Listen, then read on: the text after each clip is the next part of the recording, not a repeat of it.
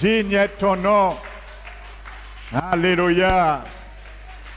Oui, Seigneur Jésus, tu es l'agneau immolé de Dieu. C'est par l'acquisition de ton sang versé. Nous sommes là dans ce lieu pour nous réjouir dans ce grand salut rédempteur qui est venu par un seul homme. C'est par un seul homme le péché est entré dans le monde et la mort a suivi. Mais c'est par un seul homme également que la justice est venue, car il a vaincu le péché et la mort. Il s'appelle Jésus-Christ, Fils de Dieu, digne de louange et d'adoration. Reçois, Seigneur, cette adoration, car nous savons que tu es encore siégé ce matin dans ce lieu, au milieu de nous,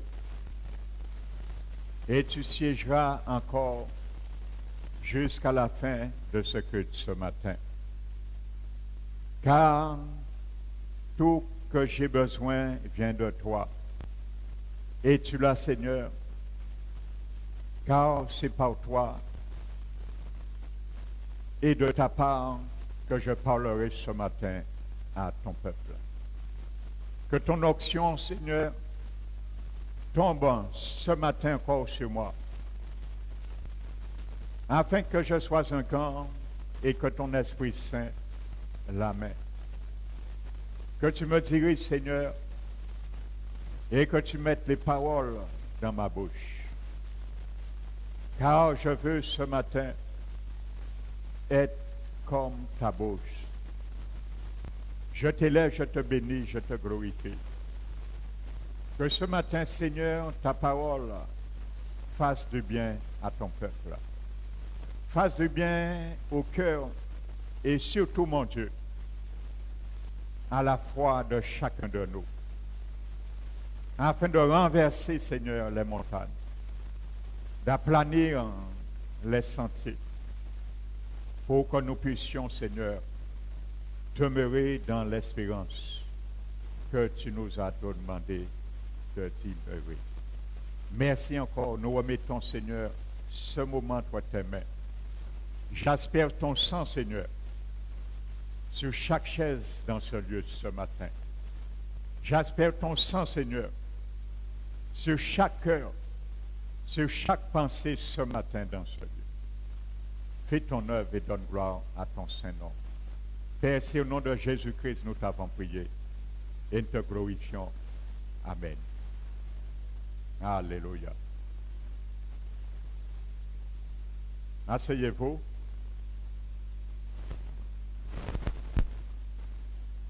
Je vous bénis ce matin dans le nom de notre Seigneur Jésus-Christ. Amen. Et soyons les bienvenus également ceux et celles qui nous visitent ce matin. Amen.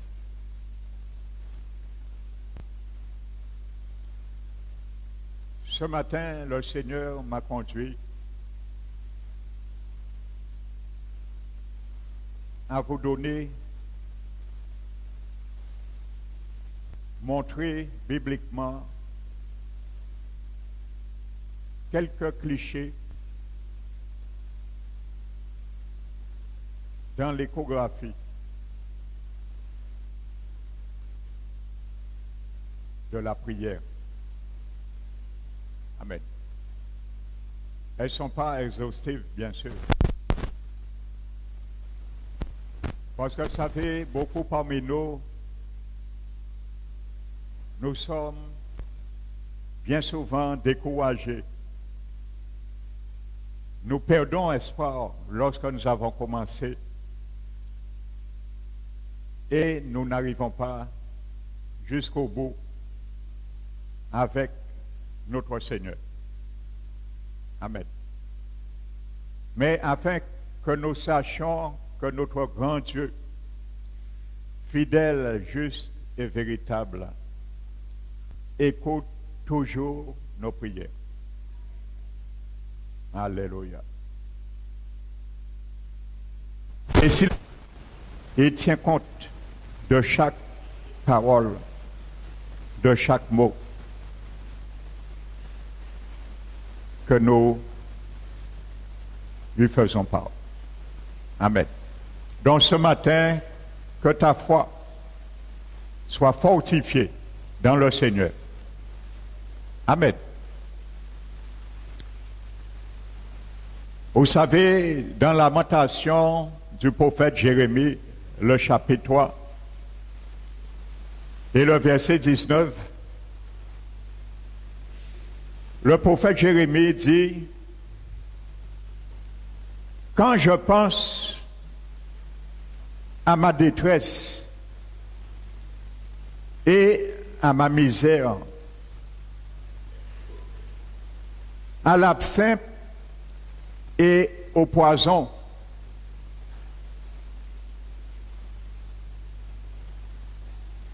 quand mon âme s'en souvient, elle est abattue au-dedans de moi. » Alléluia. Mais il se ressaisit et dit, dorénavant, voici ce que je vais repasser dans mon cœur. Les bontés de l'Éternel ne sont pas épuisées. Alléluia. Et ses compassions ne sont pas arrivées à son terme. Et il y a encore de l'espoir. Car elles se renouvellent chaque matin. Et c'est ce qui me donnera de l'espérance. Alléluia. Et Dieu éternel, comme ta fidélité est grande. Dieu est fidèle. Il est un avocat. Il est fidèle. Comme ta fidélité est grande. Alléluia. Ça veut dire, Jérémie sait, et il a connu les merveilles dans la bonté et les compassions de l'Éternel pour lui et pour son peuple, Israël, dont il était entre autres prophètes. Alléluia. Vous savez, Jérémie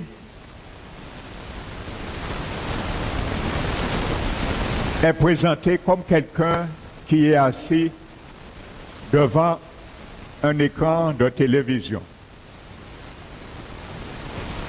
Et il regarde un film. Et dans ce film vient dans un disque dur qui est dans sa mémoire. Et il va chercher dans ses archives et il regarde le film. Amen. Et il voit ses détresses, il voit sa misère. Il voit de mauvais souvenirs comme de l'absinthe et du poison. Et nous allons comprendre. Il y a beaucoup de souvenirs qui peuvent être comme de l'absinthe et du poison pour nos pensées, afin d'empêcher la grâce de l'Éternel agir sur nos vies. Amen. Donc, il est en train de voir ça. Mais il reconnaît que c'est comme si du poison pour son âme. Et il dit que lorsque mon âme se souvient de ces choses, ça veut dire ses pensées, sa personne, lui-même, il est abattu au-dedans de lui. Donc, voyez, frères et sœurs, il y a des mauvais passages dans nos vies. C'est comme un film que nous regardons sans cesse dans un écran de télé. Et c'est ce que nous voyons. Mais le prophète Jérémie va zapper. Et il va changer de chaîne. Alléluia. Et il dit, dorénavant, je ne vais plus regarder ce feuilleton. Et je vais regarder un autre feuilleton. Alléluia. Et ce feuilleton s'appelle la fidélité de Dieu. Amen. Et dans la fidélité de Dieu, il voit la bonté de l'Éternel se défiler dans sa mémoire, dans ses pensées. La bonté de l'Éternel qui n'est point épuisée. Parce qu'il se rappelle aussi ce que la bonté de l'Éternel a fait dans le passé. Et il dit, c'est point épuisé, s'il a fait dans le passé, il peut le faire maintenant et il pourra le faire dans l'avenir. Il dit, ses compassions ne sont pas encore arrivées au terme. Donc, il voit ça aussi sur l'écran de la télévision de ses pensées. Et il dit, dorénavant, c'est ça qui me donnait de l'espérance. Alléluia. Et il dit, Éternel, comme ta fidélité est grande. Alléluia. Donc, voici ce matin cette attitude que le Seigneur veut pour toi et pour moi. Lorsque les choses vont mal, lorsque la prière n'a pas encore abouti à son destin final, mais qui est en train de s'accomplir. Amen. Alléluia. Vous savez, la parole de Dieu, toujours dans Jérémie, le chapitre 33, verset 3, la Bible dit, l'Éternel dit à Jérémie encore, invoque-moi. C'est Dieu qui le dit, c'est pas un homme. Invoque-moi et je te répondrai. Sache, du moment que tu as prié, tu as mis une requête devant l'Éternel, il t'a écouté. Et si tu as écouté, il te répondra. Autrement, Dieu est menteur. Alléluia. Et même si l'Éternel te dit non, c'est quand même une réponse. Alléluia. Bien souvent, lorsque le Seigneur dit oui, nous avons la conviction que Dieu nous a écoutés. Il nous a répondu. Et oui, et amen. Gloire au Seigneur. Qui répond par le oui. Et plus souvent que rarement, il nous répond par le oui. Gloire à son nom. Mais bien souvent, lorsque le Seigneur nous répond par le non, nous disons que le Seigneur ne nous a pas entendus. Pourtant, il nous a aussi entendus. Et il nous a aussi répondu par le non. Amen. Alléluia. Pas N-O-M, mais N-O-N. Alléluia. L'inverse, le contraire de oui, le non. Amen. Il promet à Jérémie, je t'annoncerai de grandes choses, des choses cachées, celles que tu ne connais pas. Ça veut dire, dans l'insistance dans la prière, Dieu le Seigneur va nous amener avec lui afin de statuer, pas lui seulement bien souvent, mais le Seigneur va nous amener, nous asseoir avec lui pour statuer sur nos situations, sur nos requêtes, parfois avec nous. Alléluia. En sa présence. Alléluia. C'est comme s'il va nous amener assis sur son trône et nous dire, mon fils, ma fille, reste là. Nous allons traiter ce problème. Nous allons traiter ta demande. Mais tu sais, ça peut prendre beaucoup de temps. Mais nous allons y arriver. Nous allons réussir, même si ça prend le temps qu'il faut. Alléluia. Le jour où Jésus a entrepris d'aller voir Lazare, ce n'est pas parce qu'il a marché, il a commencé à démarcher en retard, qu'il n'a pas quand même marché. Alléluia. Il était quand même en route, même si il est venu en retard, mais il marchait quand même si la marche a été en retard. Alléluia. Selon les oui-dire, mais le Seigneur n'est jamais en retard. Alléluia. Amen. Vous savez, l'apôtre Paul, et là je commence vraiment le message. L'apôtre Paul a employé un verbe, frères et sœurs, qui est formidable et rationnel pour la prière. Amen. C'est dans 2 Timothée, chapitre 1, le verset 3, je crois. 2 Timothée, chapitre 1, verset 3. Lorsqu'il était en prison, et il est assis en prison, mais il écrit à Timothée, son fils spirituel. Et il dit, je rends grâce à Dieu que mes ancêtres ont servi et que moi aussi, je sers avec une conscience pure, de sorte que nuit et jour, je me souviens continuellement de toi dans mes prières. Amen. Paul était en prison.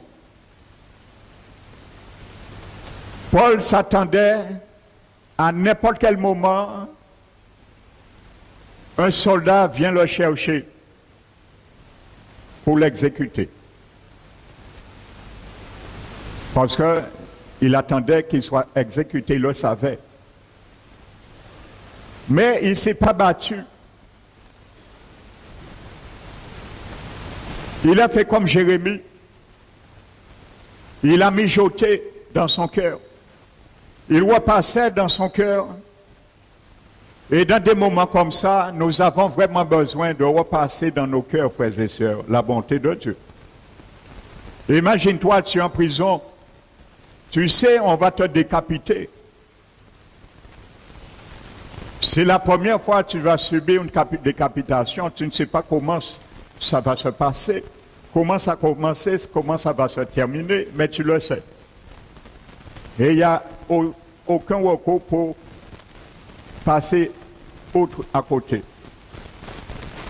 Mais tu ne désespères pas. Mais il est en train de fortifier quelqu'un qui est dans une plus grande décapitation que lui dans ses pensées. Timothée. Amen. Ça, c'est quelqu'un qui savait grandir dans et avec le Seigneur. Alléluia. Donc Paul est en train de dire à Timothée, je me souviens nuit et jour, continuellement de toi dans mes prières. Et ce mot que Paul emploie dans le verbe souviens, il y a 6 mots qui tirent leur racine dans ce mot souvenir, dans le grec, ce mot grec. Il y a 6 mots qui tirent leur racine dans ce mot que Paul a utilisé. C'est le mot tombe, tombeau et sépulcre. Amen. Et également mémorial, et statue et monument. Qu'est-ce que ça fait dans la prière? Ces mots que Paul a utilisés dans sa prière. Eh bien, vous savez, ce mot grec a une grande portée pour la prière. Amen. Et nous allons le prendre tout à l'heure dans Acte 10. Nous trouvons ce même mot grec que Paul employait dans 2 Timothée 1, souvenir, un homme que Dieu a employé ce même mot, un ange a employé le même mot grec que je viens vous décrire, que Paul employait dans 2 Timothée 1. Souvenir. Amen.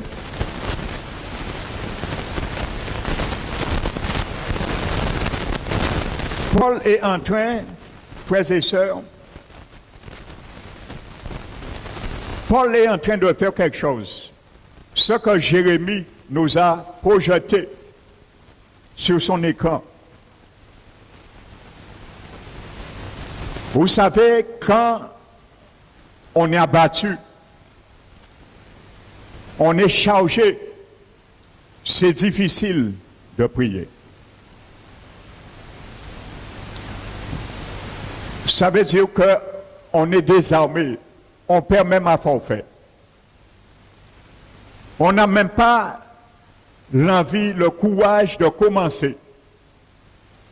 On se dit ça ne servira à rien. Mais vous allez voir, chaque fois tu vas donner un dossier à Jésus, il y aura toujours des voix qui vont essayer de te faire taire ta foi. Ça, ne te fait pas d'illusion. Et les premières voix qui vont agir pour te faire taire, ce sont tes propres pensées même. Ce sont ces foules même qui est dans nos pensées, notre âme, qui va nous faire nous taire, qui vont essayer de combattre contre notre foi. Donc l'apôtre Paul est assis dans sa prison et je vous explique et je vous décris ce mot grec parce que ça suivra et tout ce que nous allons voir, les exemples bibliques gravitera autour de ce mot qu'il employait, souvenir, et qui a la racine de ces 6 mots que je vous ai décrits. Donc, premièrement, Paul est en train de creuser, comme il creuse dans une tombe. Amen. Mais ça, c'est dans ses pensées, dans son cœur. Il est en train de creuser. Pendant qu'il écrit, il creuse comme il creuse dans un tombe, dans un sépulcre, dans un tombeau.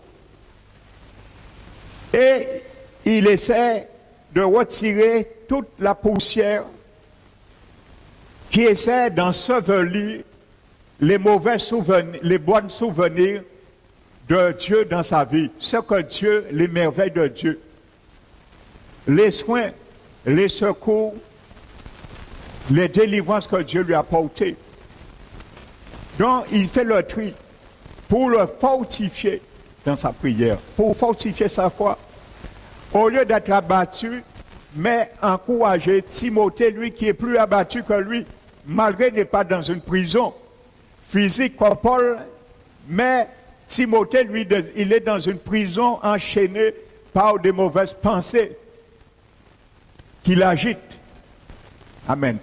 Timothée était sur le point même d'abandonner le Seigneur Jésus et d'abandonner le ministère pastoral. Donc c'est pour ça que Paul sait qu'il va mourir, mais il veut passer ce flambeau à Timothée. Donc déjà, il trie et il fait monter en surface dans tout ce qui a été enseveli dans son passé, sa mémoire, mais si Paul fait monter en surface toutes les choses qui peuvent donner gloire à Dieu et fortifier Timothée. Il ne va pas trier dans ce qu'il découvre, il déterre. Il est en train de déterrer, frères et sœurs, comme une tombe, et il fait monter en surface les merveilles de Dieu, les choses, les pensées, les actions qui vont fortifier, booster Timothée. Donc Paul ne va pas chercher que, je me rappelle, on avait cassé ma jambe lorsqu'on me lapidait, ainsi de suite. Non, il ne va pas prendre ça dans ses souvenirs. Il va mettre ça à côté, mais il va prendre que le Seigneur l'avait réparé pour lui.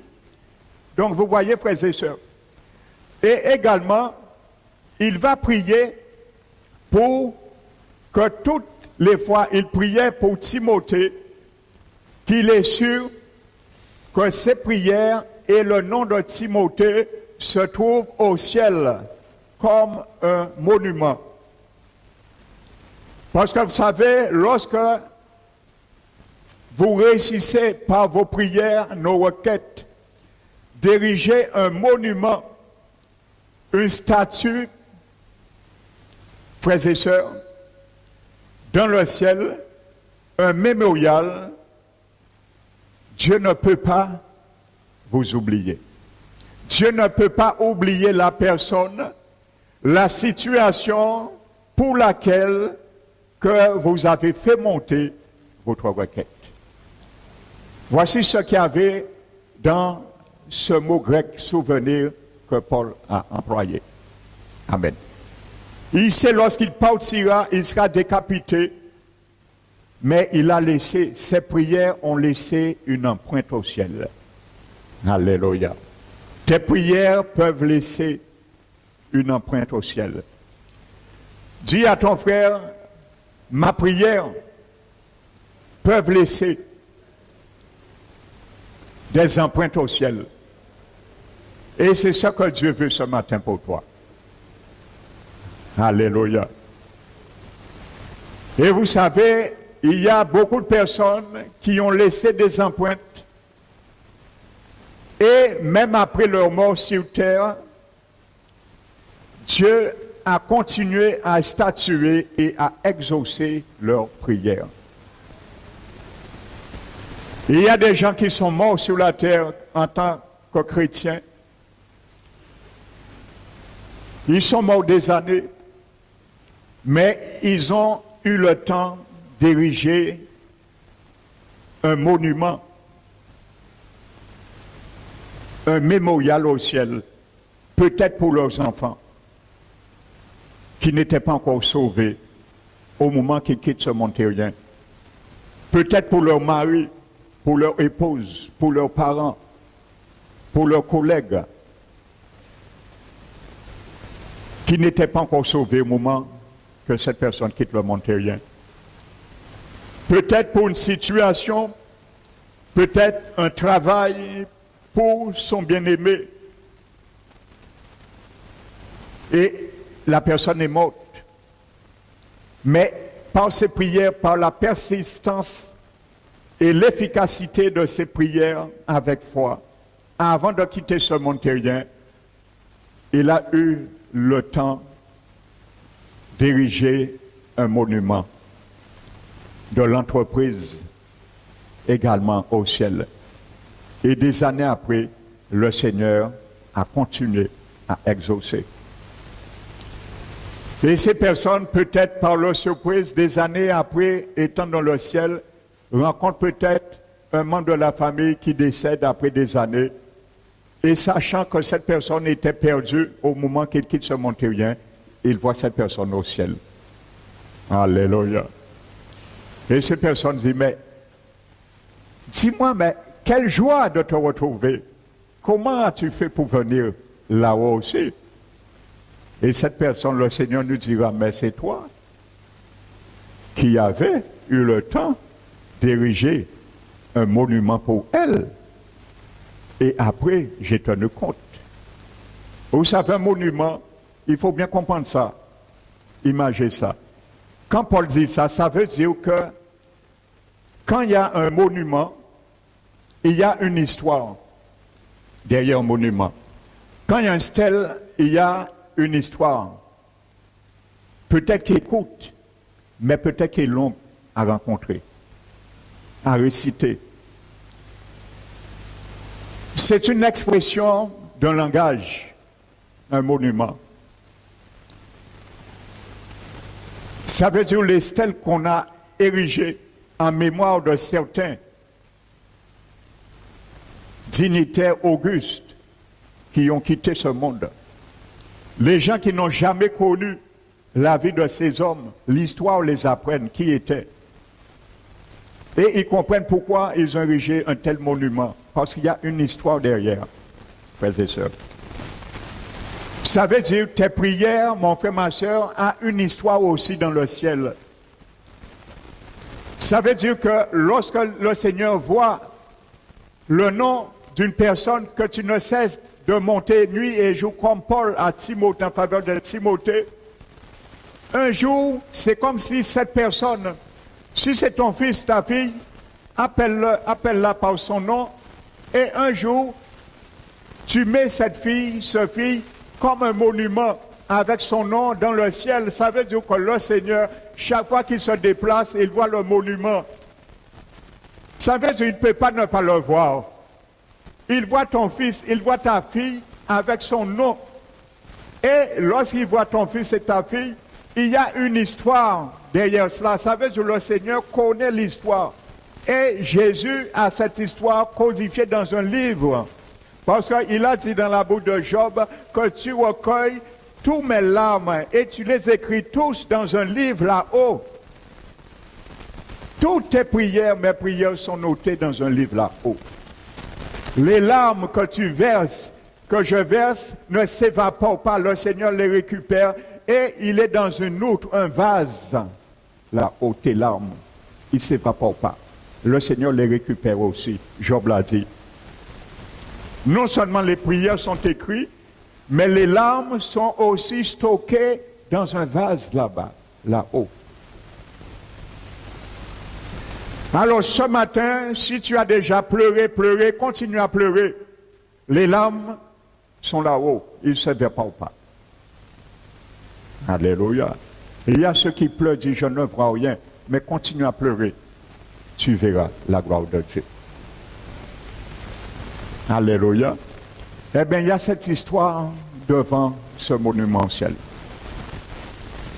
Le souvenir du temps, la persévérance, la souffrance, l'amour, ainsi de suite, que tu as fait sans cesse en faveur de telle personne ou telle situation.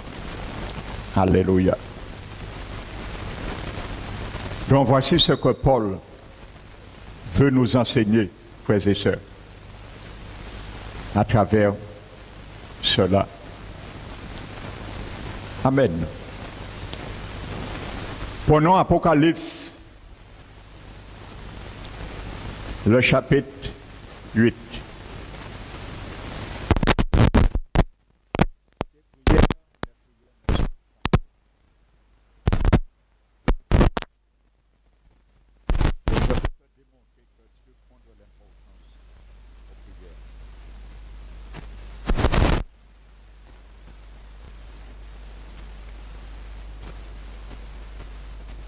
Apocalypse chapitre 8, verset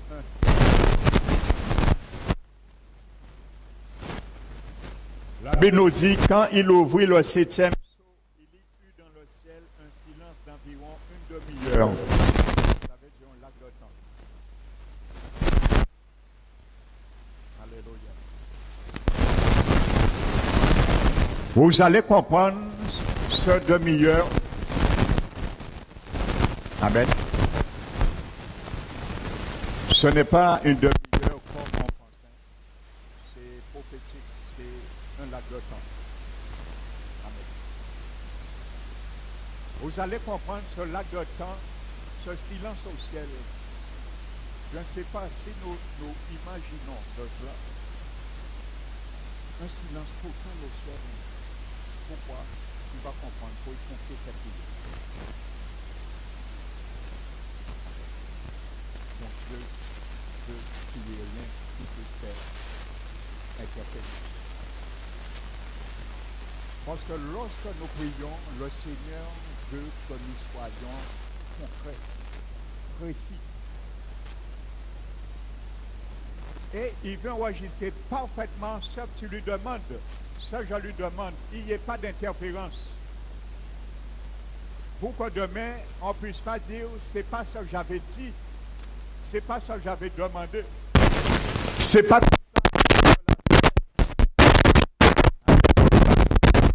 le Seigneur écrit, inscrit parfaitement nos paroles, l'attitude avec laquelle nous avons demandé. Amen. Imaginez-vous la louange qui s'arrête jamais au ciel, 24 sur 24,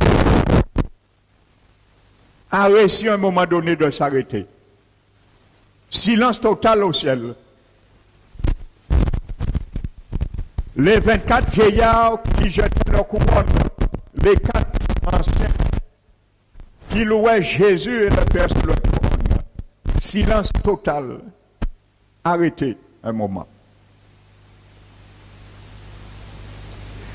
La louange des chorales, la chorale au ciel, des milliers de chrétiens qui sont déjà morts sur cette terre, célèbrent le Seigneur. Silence complet, total. Alléluia. La Bible dit, et je vis les 7 anges qui se tiennent devant Dieu, et 7 trompettes leur furent données. Vous voyez, ce silence, Dieu va écouter toutes les prières des saints. Parce qu'il y a des jugements qui vont être prononcés et jetés en fonction des requêtes et de ce que Dieu va entendre et comprendre dans les prières. Parce que le moment est venu pour juger.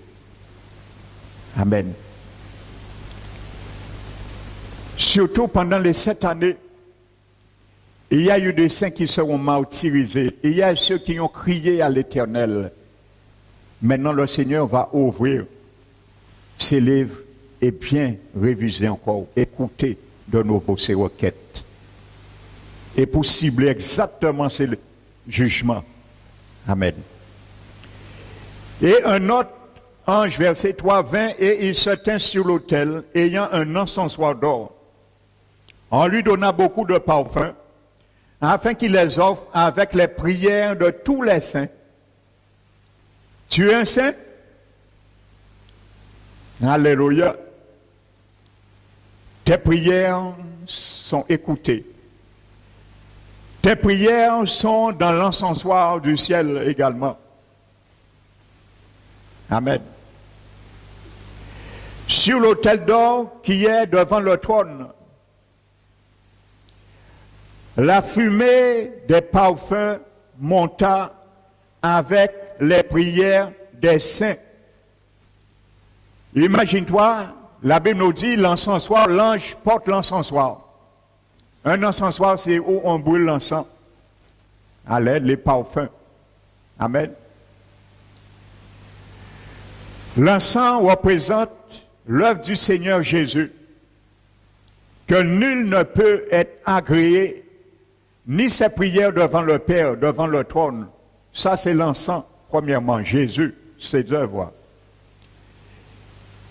Et les parfums, nos prières, forment une fumée qui résulte de l'encens plus les prières des saints. Ça donne une fumée. Alléluia.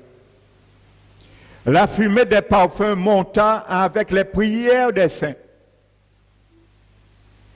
de la main de l'ange devant Dieu. Et l'ange prit l'encensoir, le remplit de feu de l'autel et le jeta sur la terre. Amen.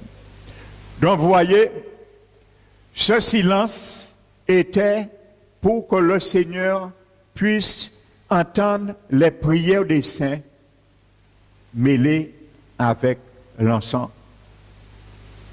Alléluia. Donc par tes prières, tu peux interrompre le ciel, mon frère, ma soeur. C'est une réalité. Amen. La prière, vous savez, il y a trop de chrétiens qui négligent la prière. Je vais te faire peser ce matin, par l'Esprit de Dieu vivant, la portée de la prière. Amen. Afin que nous ne puissions pas négliger la prière. Ça a une grande portée pour l'Éternel. Alléluia.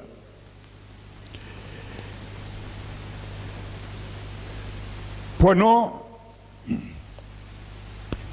le livre de Marc. Marc, l'évangile de Marc, chapitre 10.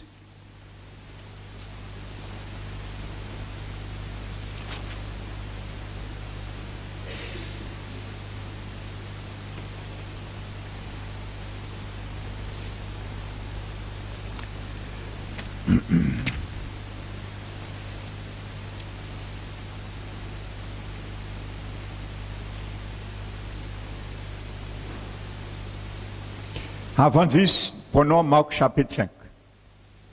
Marc chapitre 5, pardon. Marc chapitre 5. Verset 21.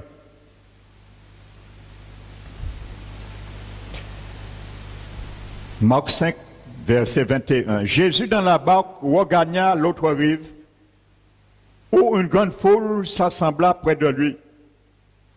Il était au bord de la mer. Vous savez, il y a une grande foule de milliers qui suivent Jésus.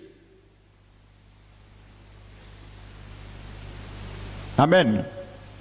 Il y a des milliers. Probablement, ils bousculent, ils touchent Jésus. Mais rien ne se fait. On n'entend pas la Bible nous dire que les milliers étaient guéris. On n'entend pas que les milliers étaient guéris, étaient restaurés, étaient délivrés. Il y a des gens, ils suivent Jésus toute leur vie, traditionnellement, religieusement. Mais Jésus ne peut rien faire dans leur vie. Ils ne reçoivent rien de Jésus. C'est la même réalité. Ces gens suivaient Jésus, mais ne recevaient rien de Jésus. Sinon, entendre ses paroles. Et, a fortiori, les mettre en pratique. Amen. Donc, vous voyez, dans le monde aussi, il y a beaucoup qui suivent Jésus. Mais pas avec un cœur qui est pur, comme la Bible dit. Un cœur pur, sincère. Voulant sortir quelque chose de Jésus, mais en retour le glorifier. Amen. En retour le glorifier.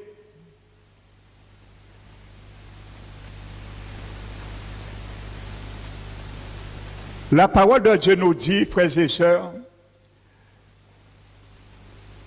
à un moment donné, quand Lazare, il était mort, Jésus l'a ramené à la vie, Jean chapitre 12, verset 11, je crois. Lazare est sorti de la mort. La Bible nous dit que les religieux, voici l'état des cœurs des religieux, bien souvent, qui suivent Jésus, à travers la tradition. à travers des préceptes, à travers la religion. Ça, c'est des religieux. La Bible nous dit que ces religieux, en la personne des scribes, des pharisiens, ils ont entendu que Jésus a guéri et a ressuscité, sauvé Lazare. La Bible nous dit parce que Lazare a suivi Jésus. C'est normal. Parce que lorsque le Seigneur nous sauve, c'est pour le suivre. Lorsque le Seigneur nous guérit, c'est pour sa gloire, c'est pour le suivre. Donc Lazare a suivi Jésus. Et la Bible nous dit que non seulement ils avaient comme dessein de tuer Jésus, mais aussi de tuer Lazare. Pourquoi? Parce qu'ils se disaient, comme Lazare, Jésus l'a ressuscité, Lazare a suivi Jésus et que beaucoup vont suivre Lazare et ils vont perdre des adeptes. Alors, au lieu de réjouir de ce que Dieu a fait, Jésus ressuscite Lazare, mais il veut tuer Lazare. Ça, c'est la religion. La religion veut suivre Jésus. Donc, la grande foule, c'est le monde. C'est le monde. La grande foule dans Marc 5, c'est le monde. Le monde entier qui ne connaît pas le nom de Jésus. Qui ne croit pas en Jésus? Qui ne dira-t-il pas que je connais Jésus, que je suis Jésus, je marche avec Jésus? Il y avait des milliers, mais vous avez vu, c'est un qui a défié les circonstances. Amen. Jésus ne regarde pas au milieu de gens. Jésus n'a pas besoin de popularité. Ça ne l'intéresse pas. Amen. Il y a un homme, il n'a jamais écrit de livre. C'est Jésus. Alléluia. Maintenant, le livre vendu le plus au monde qui parle et qui a écrit de lui, c'est la Bible. Alléluia. Donc Jésus n'a pas besoin de popularité. Ça ne l'intéresse pas. Amen. Ce qui l'intéresse, que c'est toi qui le rends populaire par ta vie. Donc, c'est ça la religion. On veut s'accaparer de Jésus, mais on ne veut pas lâcher la religion. Les pharisiens disaient, il faut tuer Lazare, il faut le faire mourir parce qu'il va amener beaucoup à quitter notre religion et à suivre Jésus. Amen. Donc c'est ça, frères et sœurs. Et c'est pour ça beaucoup, ils cherchent Jésus pour leur bobo. Ils cherchent Jésus pour réparer des brèches dans leur vie et c'est tout.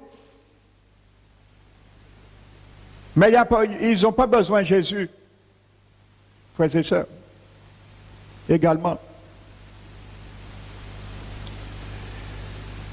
Donc c'est pour ça, on a dit Jésus qu'il est un homme qui a une vie, il fréquente des gens de vie mauvais, des publicains, ainsi de suite. Donc c'est ça qu'on dit. Donc c'est ça que l'image Satan veut faire de Jésus. Ça veut dire même si Jésus guérit, mais son malfaiteur, il n'y a vie avec des publicains, des mauvaises vies, il a fréquenté des mauvaises vies. Alors même s'il guérit, pas besoin de suivre lui, parce qu'il lui-même a fréquenté n'importe où. Alors on peut continuer à fréquenter vie et rester là où il est là. Donc c'est un peu ce que le diable présente aux gens. Et les faire comprendre, vous pouvez aller pour votre bobo, Jésus va vous guérir et vous pouvez rester comme vous êtes. Non, ça ne marche pas avec Jésus. Amen. C'est pour ça, il y a beaucoup dans la foule, ils ne reçoivent rien.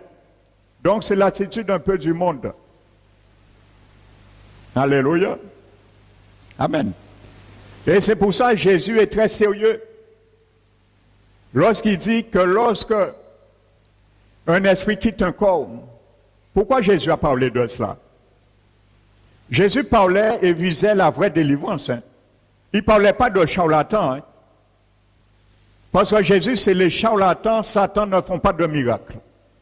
Jésus sait que les charlatans, diable n'a pas qu'à délivrer pour le monde. Jésus le sait, ce n'est pas de ça qu'il parlait. Jésus parlait vraiment de la délivrance divine qui vient de lui, par ses serviteurs, ainsi de suite. Il disait bien qu'un esprit quitte un corps, et il retourne. Donc c'est pour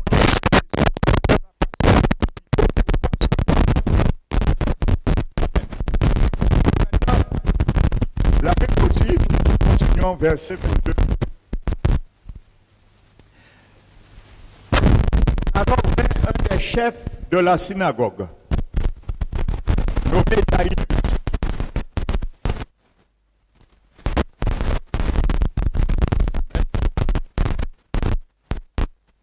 qui ayant aperçu se jeta à ses pieds. Et il lui adressa cet instant prière.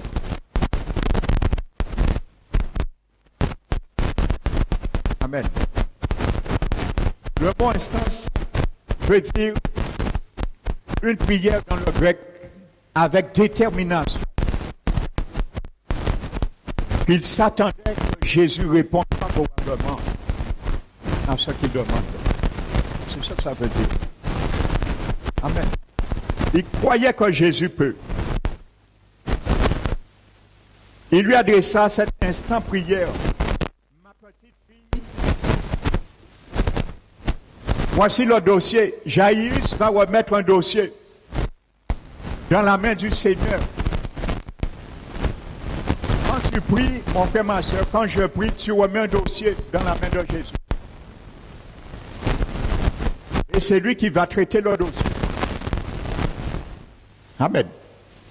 En plus, il est un avocat. La Bible dit. Voici le dossier, nous allons lire le dossier de Jaïrus. Quand tu pries, est-ce que tu as un dossier? Ou est-ce que tu pries d'une manière évasive? Il faut offrir, donner à Jésus un dossier concret pour qu'il puisse travailler. C'est un avocat. Amen.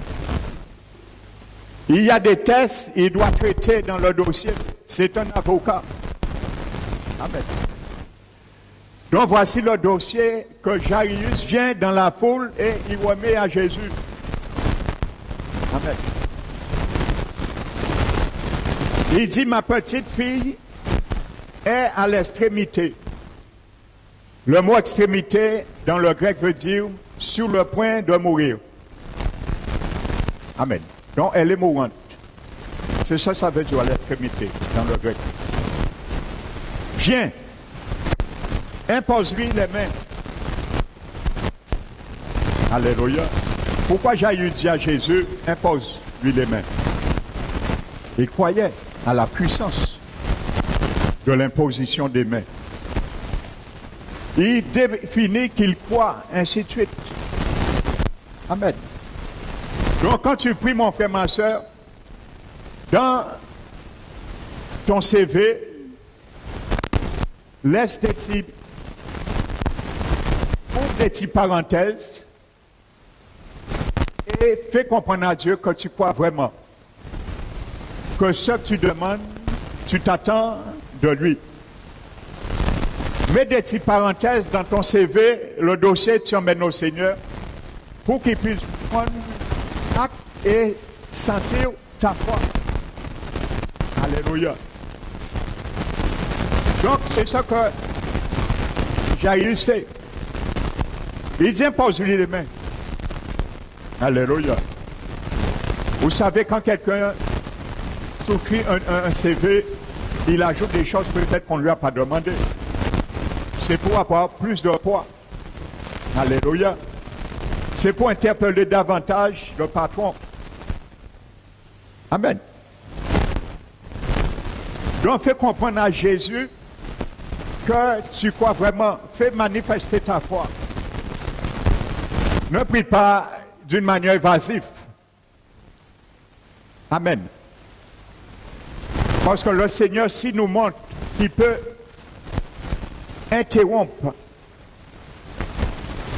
totalement le ciel pour écouter les prières, le Seigneur va écouter exactement ce que tu lui dis et ce que tu lui donnes comme dossier. Il ne va pas ajouter pour toi. Jésus, par contre, il ne va pas rectifier quoi que ce soit dans notre CV, nous lui faisons monter.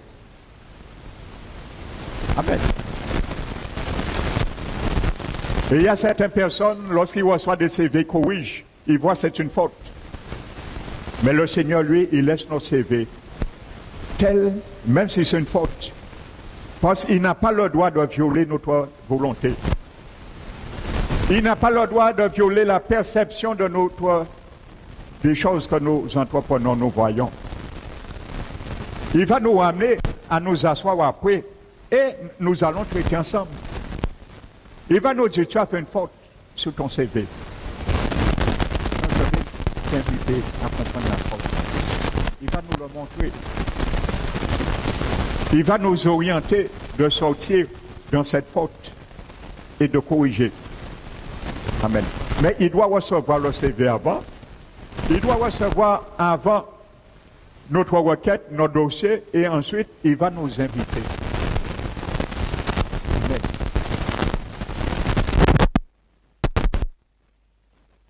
Impose-lui les mains afin qu'elle soit sauvée et qu'elle vive. Voici le dossier de Jairus à son Seigneur. La Bible nous dit, maintenant, Jairus va faire quelque chose pour sa prière. Voici ce que ta prière, je vous dis, je vais vous montrer quelques clichés dans l'échographie de la prière, la dimension de la prière. Donc Jairus va arrêter toute manifestation.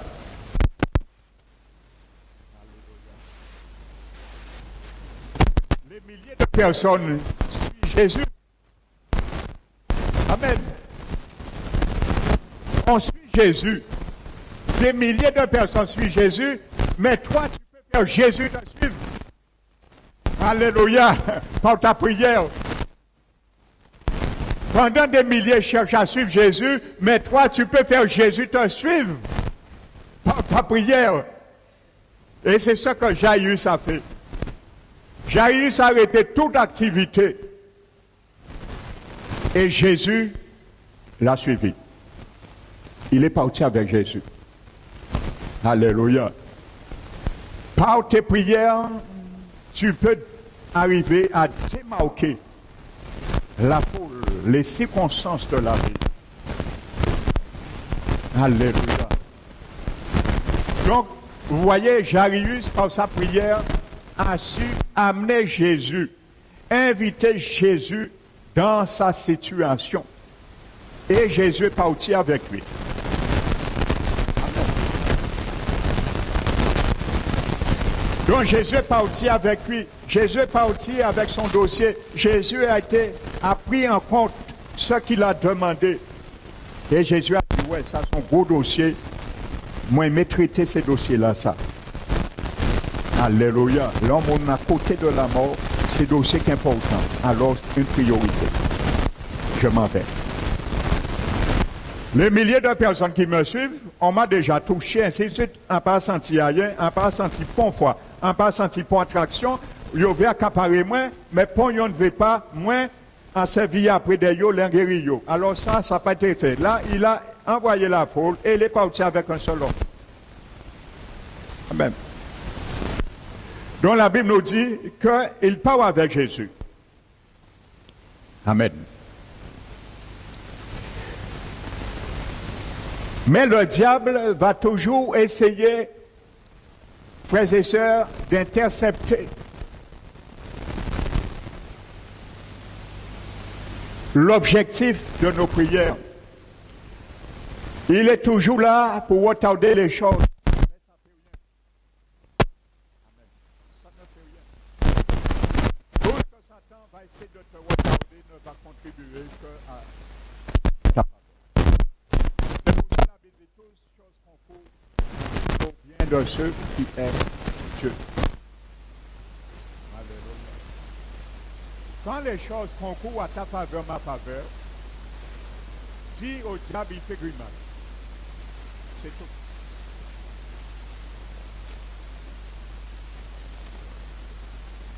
Vous savez, dans la Bible nous dit dans l'Évangile, dans les Actes des Apôtres, il y a eu un moment donné,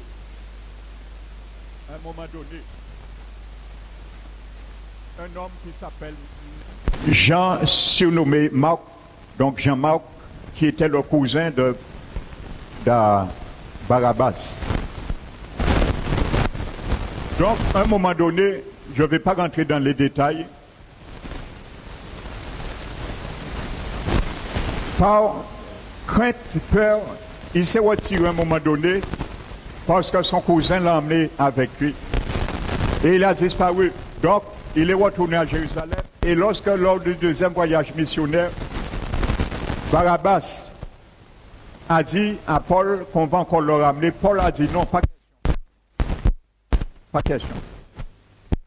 Et la Bible nous dit qu'il y a eu une discussion vive qui s'est instaurée entre Paul et Barabbas à cause de ce jeune.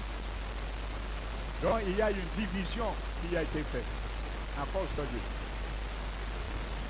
au sein de leur ministère. Et de ce fait, Paul est parti dans une mission à part et Barabbas est parti dans une autre mission. Alléluia.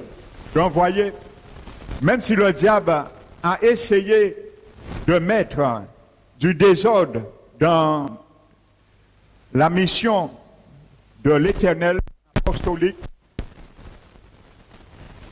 ça a convergé vers deux missions.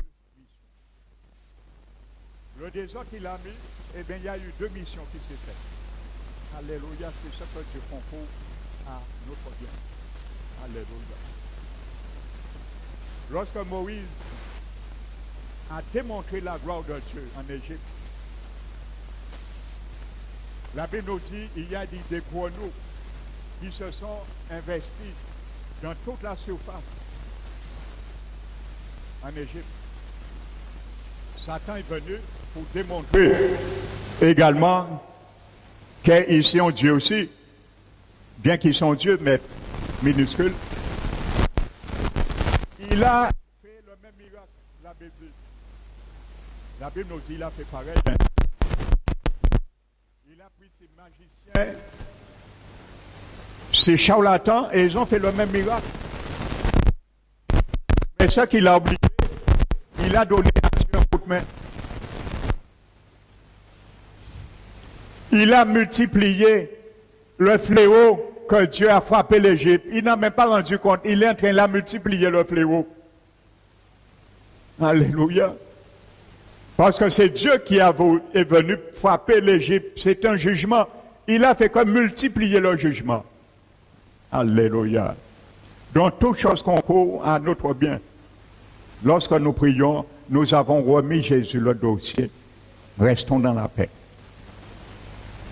Et s'il y a des choses qui viennent, faisons comme Jérémie. Zappons. Et regardons l'autre feuilleton. Ce qui me donna de l'espérance. Les bontés de l'Éternel ne sont point épuisées. Alléluia. Et sa compassion encore. Alors il y a deux interférence au nom du Seigneur Jésus. La Bible nous dit, donc il chemine avec Jésus et il rencontre maintenant une femme. Alléluia. Vous voyez deux personnes qui n'étaient pas dans la foule. Hein?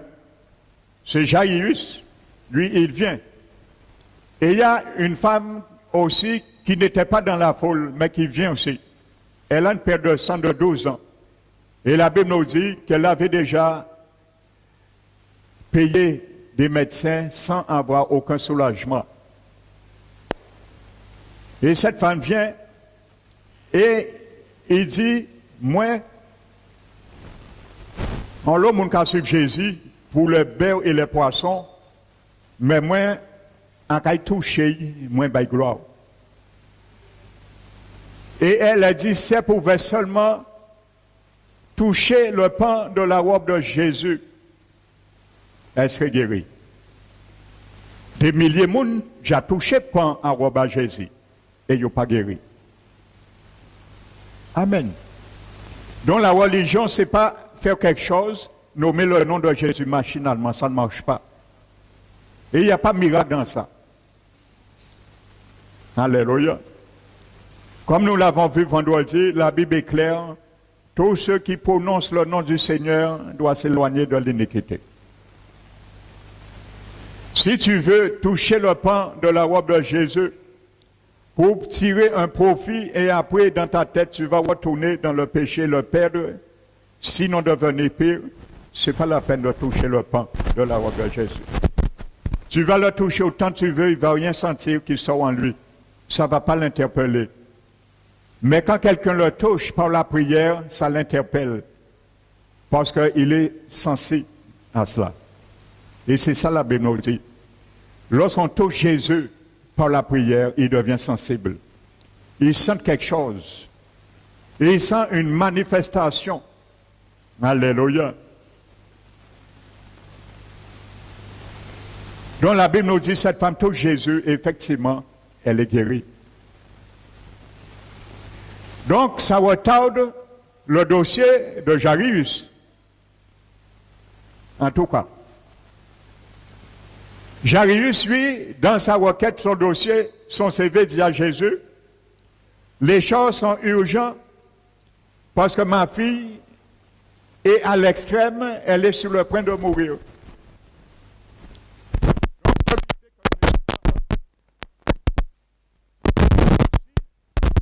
Dans cette extrême urgence. Mais Jésus s'arrête. Ça veut dire, pour le Seigneur, il n'y a pas d'urgence, mon frère, ma soeur. Jairus a dit, Seigneur Jésus, dans sa prière, c'est une urgence. Amen. Donc c'était l'urgence dans la foule. Dans la foule, tout le monde avait de l'urgence. Vous pensez que les gens, les milliers de personnes dans la foule n'avaient pas aussi une urgence? Mais eux, ils suivaient. Ils suivaient peut-être. Et peut-être, ils attendaient que Jésus leur dise eux-mêmes ce qu'ils doivent dire à Jésus, demander à Jésus. Donc peut-être ce sera. Il y a beaucoup aussi qui viennent. Et ils attendent aussi que c'est le Seigneur qui va leur dire tout ce qu'il faut faire ou dire. Amen. Donc le Seigneur est là. Mais il nous attend aussi. Jésus était là, il attendait les requêtes de leur foule. Hein. Mais il y a un seul qui est venu, c'est Jairus. Et maintenant, il y a une femme qui vient. Et cette femme, maintenant, prie. Mais même si à cette époque, Jésus n'est pas omniscient, car il s'est dévêtu de la gloire, mais le Père est omniscient, il a entendu la prière de cette femme dans son cœur. Amen. Parce que si Jésus avait entendu la prière dans son cœur, Jésus n'aurait pas cherché qui l'a touché. Jésus aurait su que c'est elle. Mais le Père le savait. Alléluia. Donc, c'était une forme de prière. Si je pouvais seulement toucher le pan de sa robe, je serai guéri. Essaie de mettre, mon frère, ma soeur, dans tes CV, de tes requêtes, ces gens de propos. Alléluia. Ça, ce sont des requêtes qui font bouger la main de Dieu. La Bible dit que la prière fervente du juste fait mouvoir la main de Dieu. Et Jacques 4 nous dit que la prière fervente du juste a une grande efficacité. Alléluia. Il y a une grande efficacité devant Dieu. Ça veut dire qu'il faut aller jusqu'au bout parce qu'il a décrit Élie comme image de cette expérience. Mais Élie n'est pas resté assis, croisé les mains, quand Dieu lui a dit qu'il va avoir de la pluie. Il est allé, il a envoyé quelqu'un 7 fois, surveiller. Donc il priait, mais surveillait. Il s'attendait. Il aurait pu dire, mais bon Dieu dit qu'il pleuvoit, en panier à prier. Oui ou non? Dieu l'a dit. Pourquoi il va prier? Dieu dit, mais toi, amène à effet ce qu'il a dit. Les promesses qu'il nous a faites, c'est nous à les ramener à effet ce qu'il nous a promis également. Donc, les gens avaient leurs besoins, ils avaient aussi leur urgence. Mais Jésus se manifeste et répond en priorité à ceux qui manifestent leur urgence. Alléluia. Et la Bible nous dit que cette femme a retardé un peu, mais rien n'est changé. Parce que si Jairus n'avait pas fait cette requête, cette prière à Jésus, sa fille serait morte. Et c'est ce qui est arrivé. Elle est morte entre temps. Quand Jésus est arrivé, elle était déjà morte. On était en train de pleurer et de faire son deuil. Les pleureuses étaient là. Alléluia. Et c'est Jésus qui rentre et dit arrêtez ça. Arrêtez ça. Amen. On est venu du Jairus. N'importe où plus le mettre. Elle est déjà morte. Donc, vous savez, la première chose, le diable va mettre dans nos pensées. N'importe où plus Jésus dans tes prières. Ça fait 10 ans, 20 ans. Tu pries pour la même chose. La chose est déjà morte. La situation est morte et il n'y a plus de solution. Arrête. C'est ça. Nos pensées vont commencer à nous alimenter de la sorte. Amen. Et c'est ça qui commençait à alimenter le prophète Jérémie. Mais il a changé d'appétit. Amen. Pour se fortifier. Et il s'est rappelé, il a dit non, je vais remuer dans mon cœur autre chose. Et tant tu vas remuer dans tes pensées ton cœur, que tu sens, on te dit, que ce soit toi-même à l'intérieur ou autre, on te dit arrêtez, ton âme sera abattue au-dedans de toi. Et tu vas commencer à sombrer dans le découragement jusqu'à laisser tomber. Et peut-être le Seigneur voulait peut-être que tu perdures une journée de plus. Peut-être manque de persistance pour une journée de plus, tu as tout perdu. Et tu as perdu ce que tu as construit avec Jésus dans la prière 20 ans avant. C'est ce qui est arrivé à un homme, un roi de Samarie, un jour. La Bible nous dit, il y a eu à un moment donné une invasion de l'armée syrienne et ils ont augmenté le prix de la marchandise. Il y a eu une disette à ce moment. Le prix des marchandises était quadruplé, 5-7 fois. Les gens mouraient, mangeaient même leurs enfants, ne pouvant pas subsister. Et le prophète Élisée, il est venu, il a vu le roi, et il a dit, tout ce que tu vois, ce qui arrive, ne t'inquiète pas. Dieu est Dieu. Le Seigneur a la capacité et il va restaurer. Mais il s'est moqué de Dieu. Il a dit, parce que c'était pourri déjà, la situation était pourrie. Et il n'y avait plus rien pour lui. Il a dit, est-ce que Dieu peut ouvrir des fenêtres au ciel et faire descendre la nourriture? Et le prophète lui a dit, puisque c'est ce que tu as dit, c'est qu'on ne sort pas traiter bon Dieu. C'est qu'on ne sort pas vrai bon Dieu. Eh bien, dorénavant, à la même heure demain, tu verras les choses restaurées, mais tu ne vas pas participer. Amen. Une journée. Et ça s'est fait. Exactement le jour suivant, à la même heure. Qui aurait pensé que Dieu aurait agi de la sorte? Dieu a fait un bruit seulement. Alors si nous avons déjà calculé, il y a beaucoup de choses, de souvenirs qui ont été ensevelis, qui étaient remontés. Beaucoup de choses ensevelies déjà qui étaient remontées. Et on aurait attribué un échec encore, disant que Dieu va échouer dans cette situation. Mais toutes les précédentes situations, ce n'est pas Dieu qui avait échoué, c'est nous-mêmes, notre foi qui avait échoué. Et la verset va nous faire entendre que Dieu va échouer encore. Non, Dieu n'échoue jamais. Et même si les précédents, nous avons pensé que Dieu, c'est notre foi qui a fait naufrage. Alléluia.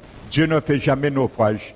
Il retire ceux qui font naufrage et les fait faire surface et marcher sur le surnaturel pour ne pas faire naufrage. C'est ce que Dieu fait. C'est ce que Jésus donnait. Alléluia. Venez à moi, vous qui êtes chargés et fatigués, je voudrais du repos. Recevez mes instructions, car c'est mon fardeau, ça va être léger d'eau. Jésus, lui, sa solution, c'est de te faire marcher sur le surnaturel. C'est ça qu'il vend. Ton dossier n'a pas de recours, de porte issue. Nous allons le traiter. Parce que moi, j'ai les clés. Alléluia. Ta situation est mourante. Les requêtes pour lesquelles tu m'invoques est mourante. Moi, je t'ai promis, invoque-moi et moi, je te répondrai. Je t'annoncerai de grandes choses, des choses cachées que tu ne connais pas. Alléluia. Et Dieu a fait un bruit. C'est tout. Nous t'avons calculé. Le roi, s'il était en train de calculer, il t'a calculé toujours si tu es vivant. Il pas tes chiens, imaginez, bon Dieu, t'es un bruit. Alors, arrêtons de calculer. Comment Dieu fera? Ne calcule pas, mon frère, ma soeur, comment Dieu fera. Il y a des femmes, frères et sœurs, qui n'enfantaient pas parce qu'on les avait retiré leur utérus d'une opération chirurgicale. Ils ont enfanté après. C'est un scandale pour la médecine. On les comprend. Et il y a des femmes qui n'enfantaient pas, on les avait retiré la trompe. Ils ont enfanté après. C'est un scandale pour la médecine. Jésus est un Dieu qui scandalise la folie et la sagesse des hommes. Alléluia. La folie de Dieu, de l'Éternel, est plus sage. Alléluia. Que la sagesse des hommes. Jésus, lui, il traite tout dossier. Il a tout à sa portée. Il a tous les clés. Il a toutes les solutions. Il suffit de croire. Jusqu'à la fin. Donc quand tu donnes un dossier à Jésus comme Jairus, attends et ne le reprends pas. Surtout, quand tu l'as remis, tu vas remettre un dossier à un avocat et te dis, monsieur, madame, ok, je vais traiter l'affaire pour vous. Leur parti, vous payez, bien souvent, quand mettre le dossier là dans le casier, et quand il y a un détail, vous pouvez attendre longtemps, parce qu'il y en a d'autres qui ont traité avant, et ces gens-là, ils ont plus l'argent qu'ils ont. Alors ça, nous pouvons voir ça là qui est temps. Alléluia. Je généralise pas, bien sûr. Mais Jésus, lui, la Bible dit que il fait droit aux opprimés et aux veuves. Il traite le dossier avec équité que celui qui ne peut pas et celui qui peut. Alléluia. Il est le juste juge. Il nous décevra jamais. Au moment où lui a donné par la prière, le Seigneur commence à le traiter. Il a commencé à marcher. Ça veut dire qu'il a pris le dossier et il commence à traiter le dossier. Au moment où Jairus a dit, Seigneur, ma fille est dans un état à l'extrême, viens, impose-lui les mains. Donc Jésus est parti pour lui imposer les mains. Amen. Afin qu'elle soit sauvée et qu'elle vive.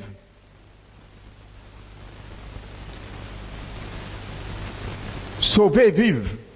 Jésus est venu pourquoi? Pour sauver et faire vivre. Jairus a touché même le centre même de l'évangile dans sa requête. Jésus est venu sauver ceux qui sont perdus.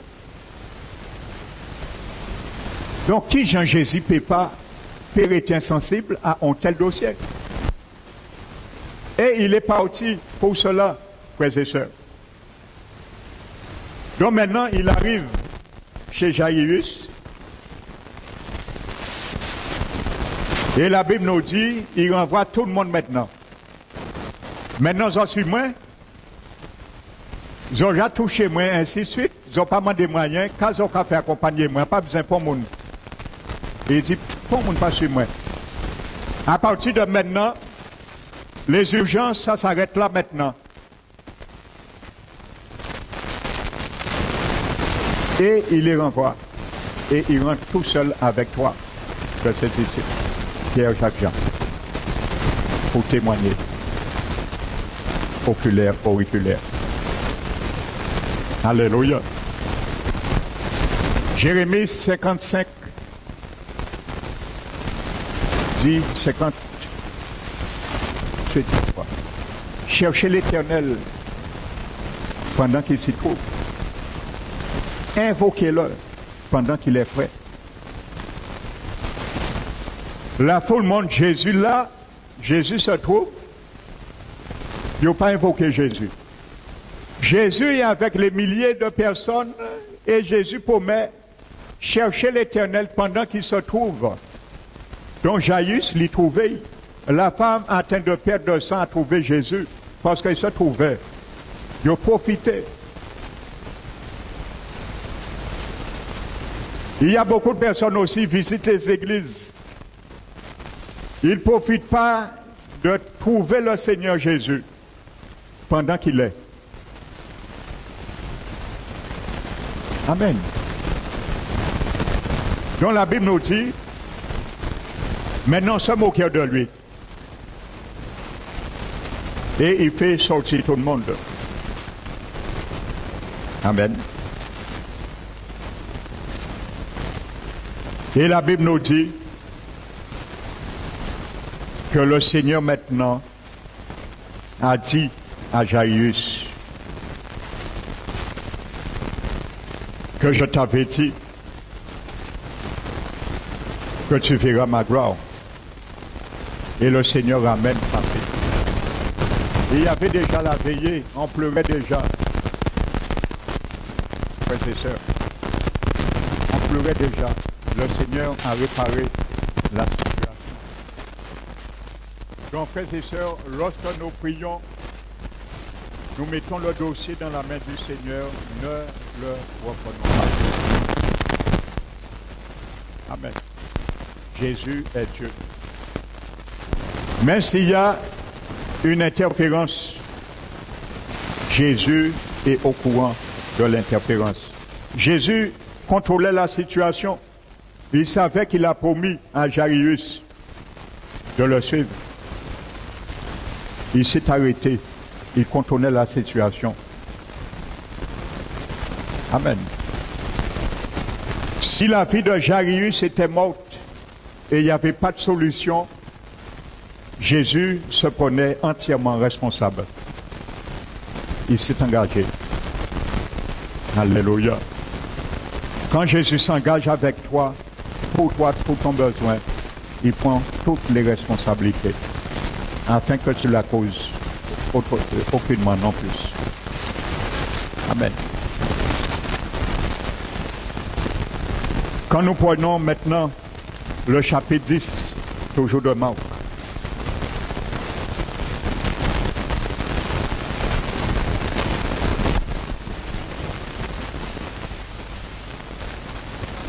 non, plutôt Jean. Je viens de sur Marc après. Jean.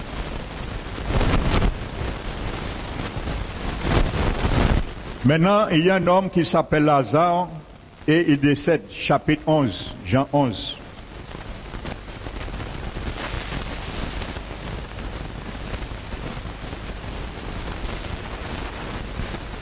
Le verset 3, nous connaissons en gros l'histoire.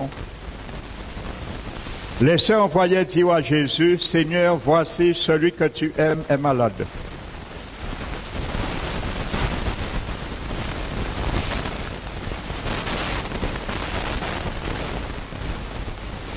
Qu'est-ce que la sœur de Marthe a dit à Jésus?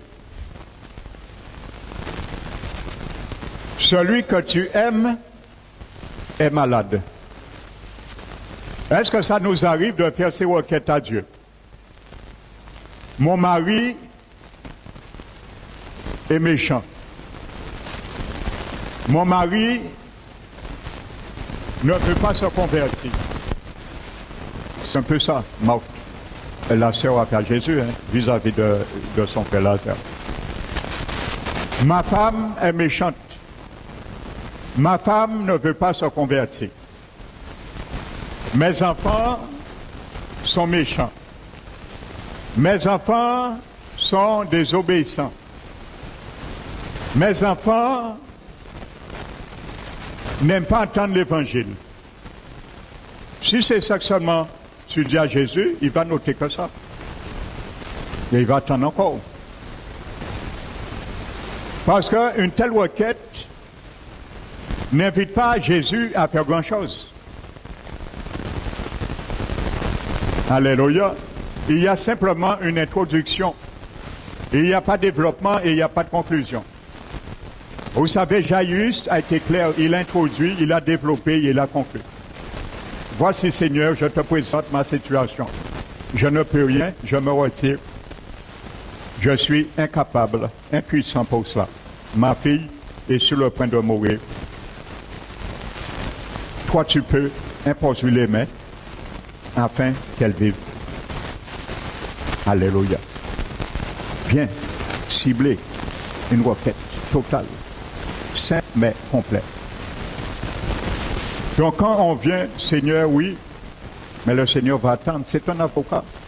Il risque par contre de mettre ce dossier à côté un moment et traiter des plus urgences. Parce qu'il a traité plus urgence que Jairus. Alléluia. C'était une femme qui avait urgence. Elle souffrait depuis 12 ans. Jésus a considéré plus urgent que Jairus. Amen. Parce que Jésus savait que même s'il allait près de Jairus, sa fille était morte, il l'aurait ramené à la vie. Il est la résurrection et la vie. Amen. Amen. Donc, il y a une manière aussi de s'adresser à Jésus lorsque nous prions. Oui, mon mari ne veut pas se convertir. Donc, qu'est-ce que Jésus nous dit? Qu'est-ce que toi, tu attends de moi dans ce cas-là? Je ne sais pas. Sois plus clair. Reformule ta requête, mon fils, ma fille. Reformule. Jésus, dans la prière, les chants, va nous envoyer notre CV. Et il va nous faire ressentir dans notre cœur, dans notre esprit, reformule le CV et renvoie-moi de nouveau. Il manque quelque chose. C'est incomplet. C'est ambigu. Dis à Jésus, mon mari ne veut pas se convertir. Seigneur, moi, je n'ai pas la puissance de changer un cœur, mais toi, tu l'as. Puisses-tu changer son cœur? Jésus te dira, voilà, il fallait me le dire depuis le premier CV. Amen. Il faut être clair aussi lorsque nous parlons au Seigneur dans la prière. Alléluia. Jésus a demandé une fois, une femme claire, qu'est-ce que tu veux que je fasse pour toi? Et Jésus a dit qu'il soit fait selon ta foi.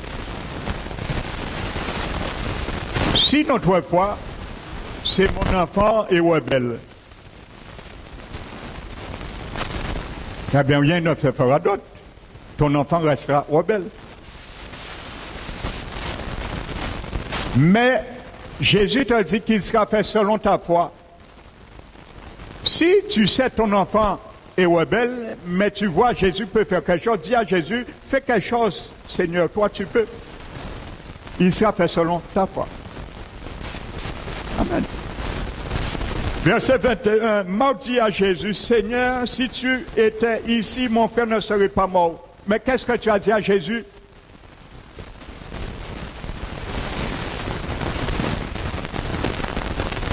Tu as dit à Jésus, celui, Seigneur, que tu aimes, il est malade. Tu n'as rien demandé à Jésus, donc. Tu lui as présenté une situation, mais tu n'as pas invité Jésus dans la situation d'intervenir. Vous voyez, le Seigneur respecte notre décision, notre point de vue, notre élocution. Le Seigneur respecte toutes choses, frères et sœurs, et il note.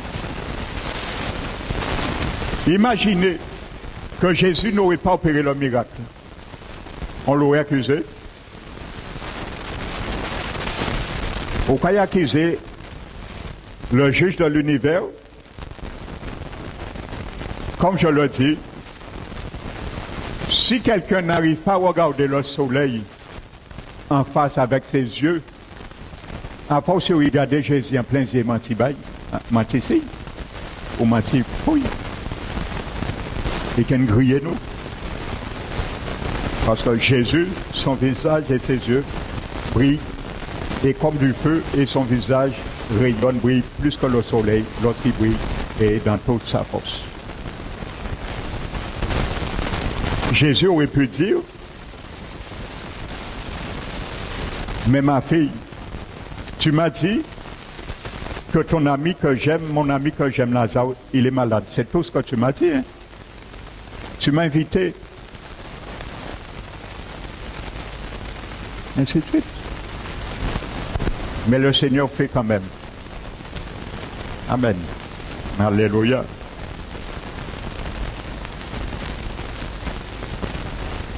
Donc le Seigneur, verset 4, après avoir entendu cela, Jésus dit, cette maladie n'est pas point à la mort, mais elle est pour la gloire de Dieu, afin que le Fils de Dieu soit glorifié par elle. Alléluia.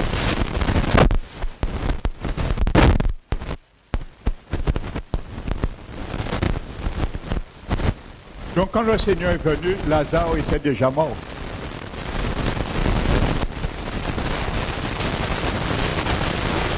Maintenant, la situation sans maintenant.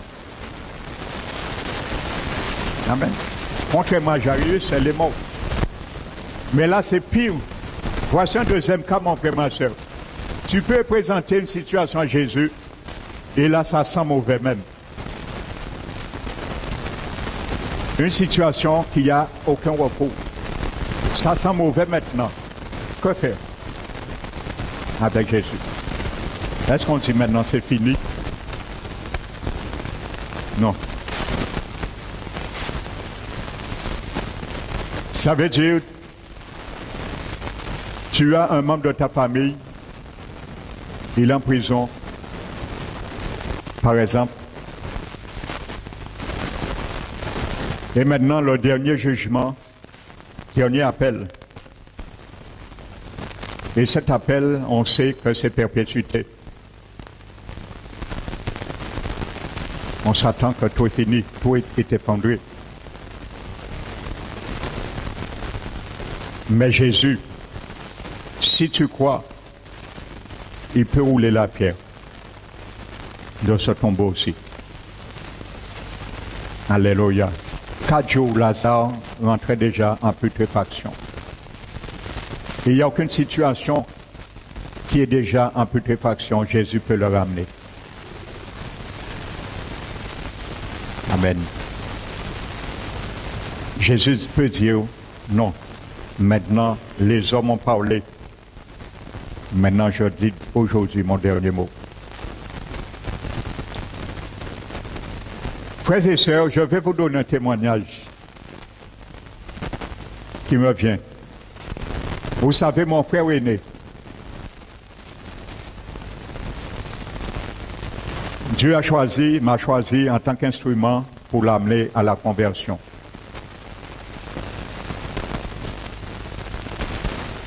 Il était, vous savez, il était lié 15 ans dans le crack. Il vivait en France.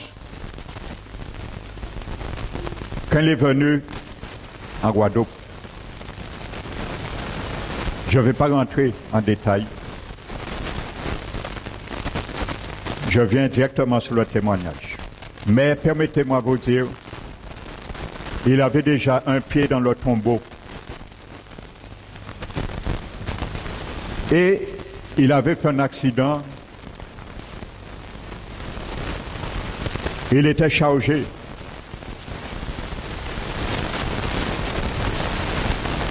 Et lorsqu'on l'a arrêté, la gendarmerie même a dit qu'ils ne comprennent pas pourquoi il est mort, il n'est pas mort.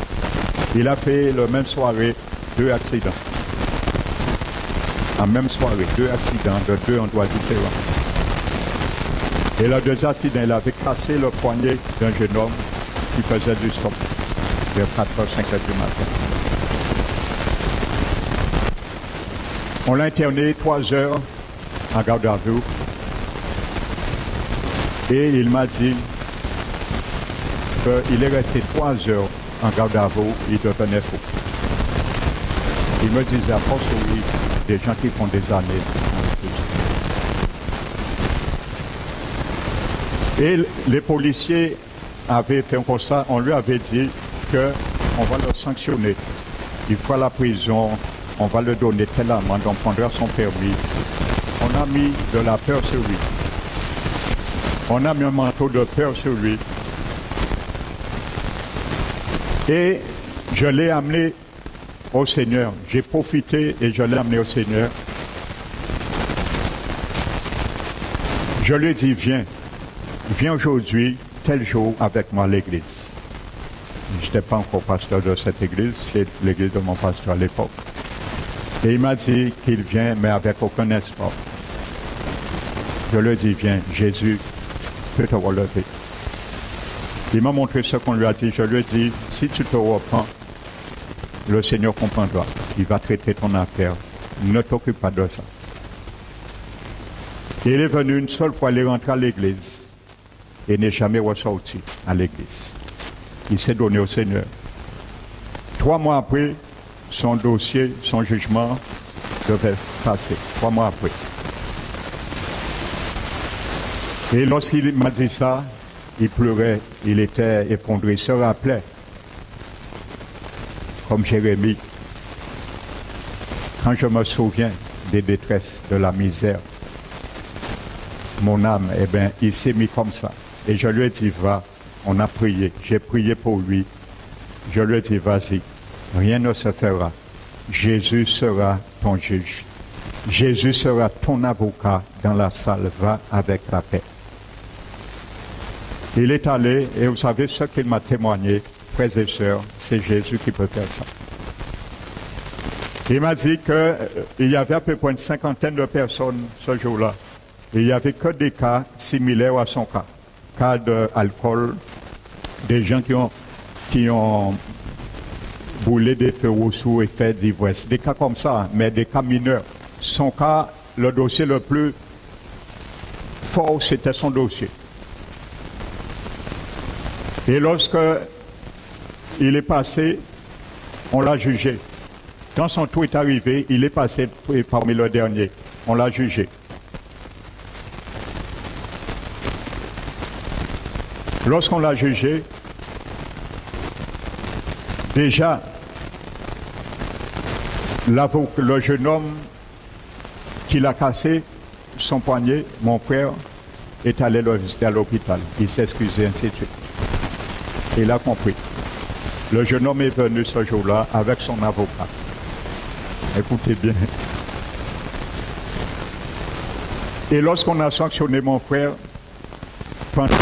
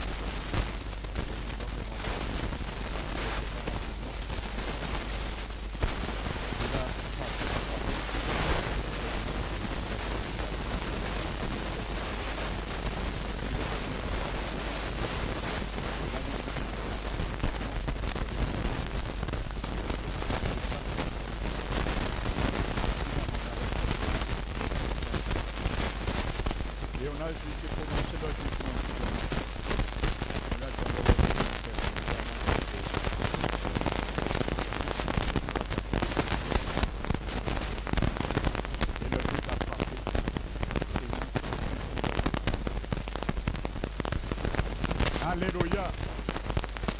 Lorsque les gens sortaient, le juge a frappé de nouveau. Il a dit, nous revenons sur le cas de monsieur un tel, mon frère. Ils ont rouvert le dossier. Et il a dit, un détail, nous n'en avons pas tenu compte. Et ils ont retiré tout. On l'a acquitté. Alléluia. Ça, c'est Jésus qui fait cela. Alléluia. Ça, c'est Jésus. Jésus, c'est vraiment son amour. Il m'a dit, lorsqu'il est sorti, les gens qui ont été sanctionnés avant lui pour des choses, ils ont brûlé les ils ont soufflé, ils ont dit, on tourne dans l'alcool, ils ont sanctionné. Les gars étaient tellement fâchés, ils ont même failli frapper mon frère. Tellement ils étaient remontés. Alléluia, ça c'est Jésus qui peut faire ça. Amen. Tout est possible au Seigneur Jésus. Et vous savez, ça a consolidé la foi de mon frère. Alléluia. Et jusqu'à aujourd'hui, il est dans l'évangile. Amen. Le Seigneur l'a restauré. Tout ce qu'il avait perdu, le Seigneur l'a restauré. Alléluia. Et il est libéré. Il a été libéré totalement du après. Alléluia. Ça, le Seigneur.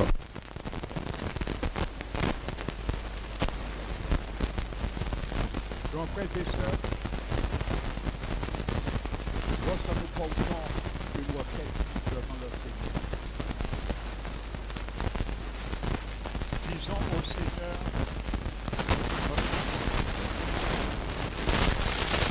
et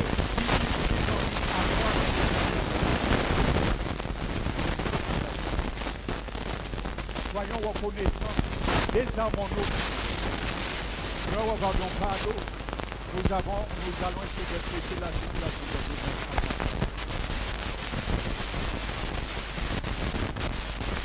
Le Seigneur va nous ramener à le traiter. Avec mais c'est lui qui fait. Restons dans la paix, dans l'assurance. Jérémie a dit comme ça qui délicieux, il est fidèle. C'est impossible.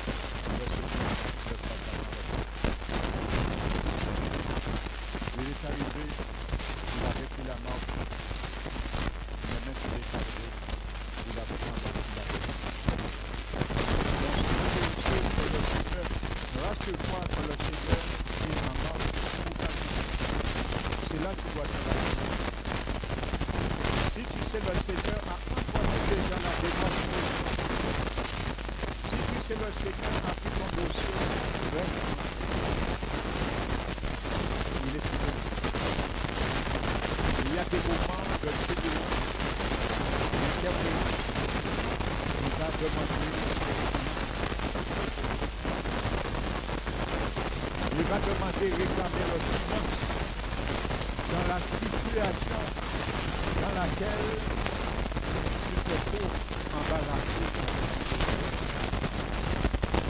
Il va réclamer les celui qui peut réclamer le silence dans la situation.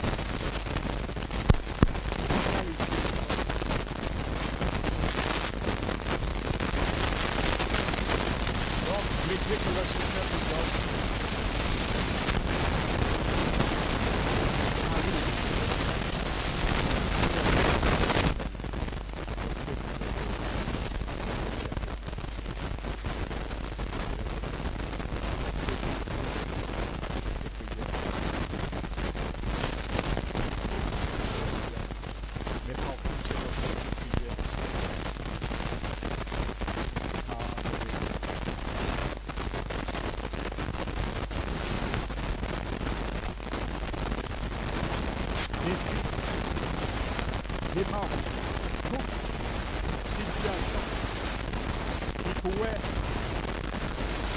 Jésus hors de ta situation.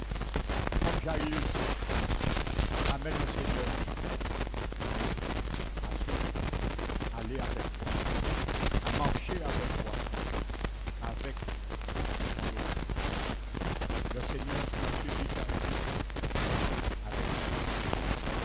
Il est avec nous. L'objectif, c'était de la vie.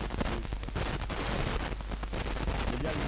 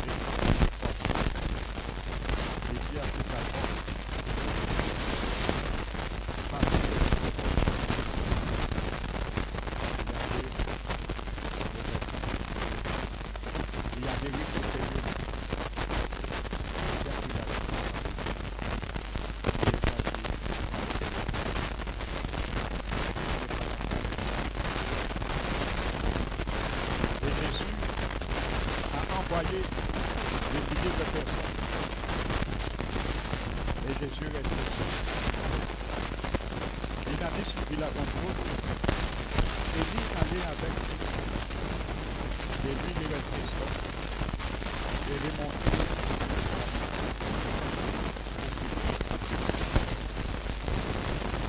Et imaginez-vous sur la montagne, Jésus voit tout. Il voit la tempête. Il voit la mer qui se soulève. Le vent qui s'abat sur la barque.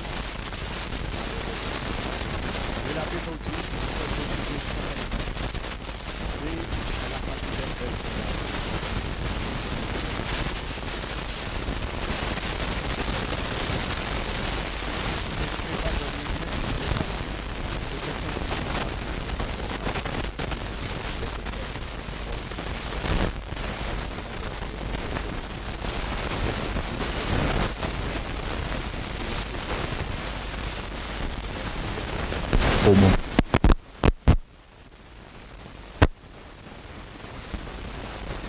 Tony.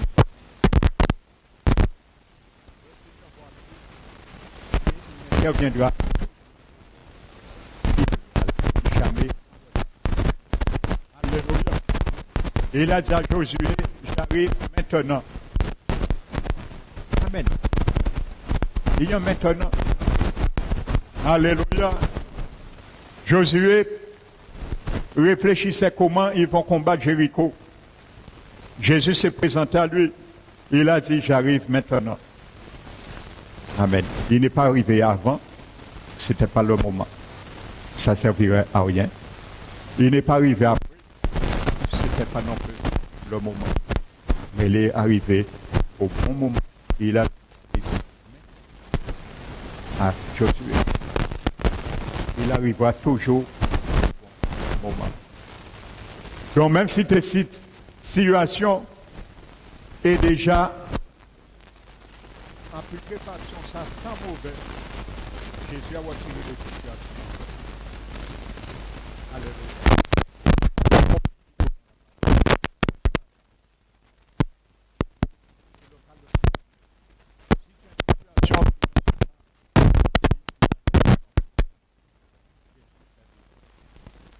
Une situation qui sent mauvais.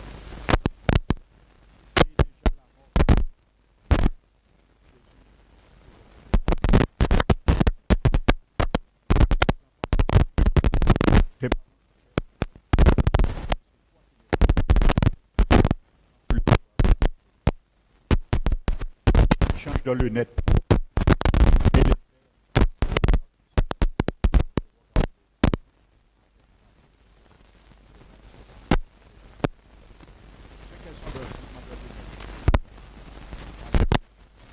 Si nous les voyons physiquement, mais si nous les regardons avec l'amour,